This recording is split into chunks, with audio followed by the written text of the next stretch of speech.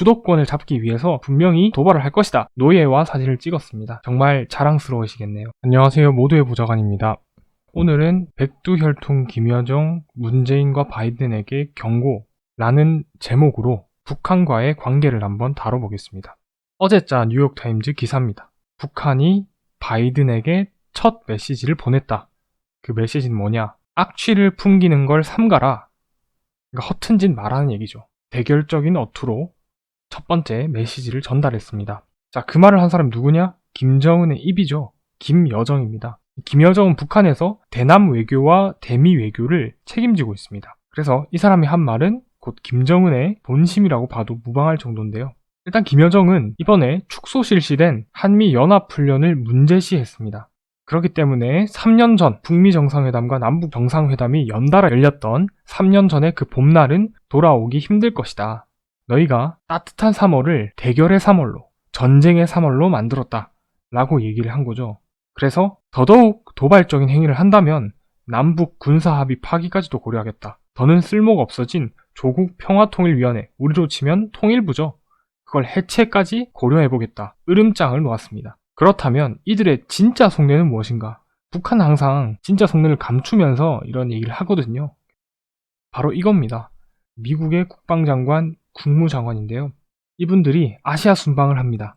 그래서 어제는 이미 일본을 갔다 왔습니다. 오늘은 한국에 올 텐데요. 한국에 와서 문재인 대통령도 만나고 우리나라 국방장관, 외교장관도 만날 겁니다. 그래서 미국이 본격적으로 아시아 정책, 대북 정책을 집행해 나가기에 앞서서 아시아 동맹국들과 이제 논의를 하는 그런 과정인데요. 이 두 사람이 한국에 오기 직전에 김여정이 이런 담화문을 냈으니까 당연히 이들을 겨냥해서 낸 담화문이라고 봐야 할 겁니다.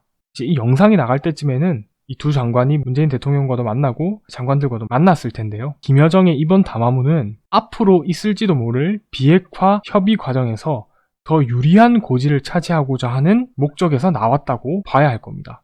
트럼프와 김정은의 북미 정상회담은 사실상 파국으로 끝났잖아요. 블링컨 국무장관과 오스틴 국방장관이 한국에 와서 대북 정책을 조율을 할 때 잘해라, 허튼 짓 하지 마라, 대결보다는 대화를 선택하라 라는 경고의 메시지로 받아들여야 하는 것이 바람직할 겁니다. 한편 미국도 북한에 접촉을 시도를 했었죠. 하지만 북한은 묵묵부답이었습니다. 아마 간을 보는 중일 거다. 미국의 대북 정책 집행을 앞두고 북한이 협상의 주도권을 잡기 위해서 분명히 군사 도발을 할 것이다 라는 예상이 있었는데요. 하지만 지금까지 일어나지 않았습니다. 다행인 거죠.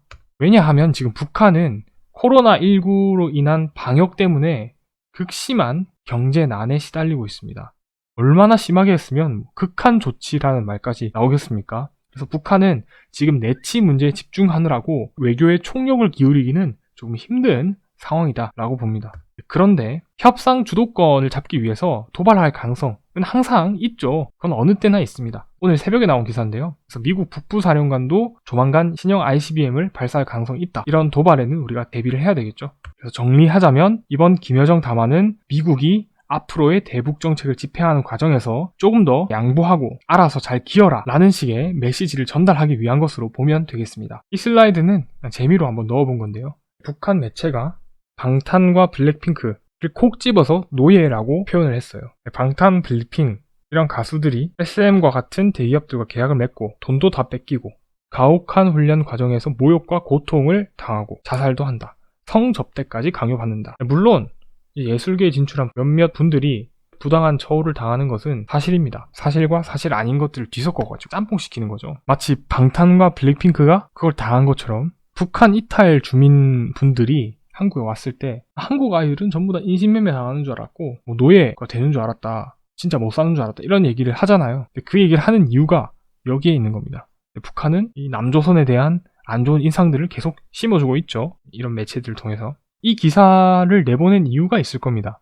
아주 쉽죠. 왜? 이제 북한에서 방탄소년단과 블랙핑크 같은 아이돌들이 인기가 있기 때문에 북한 청소년들의 장밋빛 상상을 무참하게 부셔버리기 위해서. 그리고 신기한 거는요, 이 엔터테인먼트 중에서 SM을 콕 집어서 지목을 했습니다. 흥미로운 지점인데요. SM 소속인 레드벨벳이 2018년에 북한에 갔었죠. 가서 공연을 했는데요. 레드벨벳이 그날 평양 공연을 하고 나서 춤이 북한 청년들 사이에서 되게 유행했다는 팩트인지 아닌지는 모르겠지만 그런 소문이 돌았었습니다. 만약 그게 사실이라면 그 현상과도 조금 연결을 지을 수 있지 않을까? 북한에서 레드벨벳이 인기를 얻었고 그랬기 때문에 북한 당국이 그 자본주의 물드는 거를 우려해서 SM 엔터테인먼트를 꼭 집어서 이렇게 안 좋은 묘사를 했다라고도 볼 수 있지 않을까? 흥미로운 추측이지 않습니까? 김정은 위원장도 레드벨벳 아이린 씨와 사진을 찍었죠.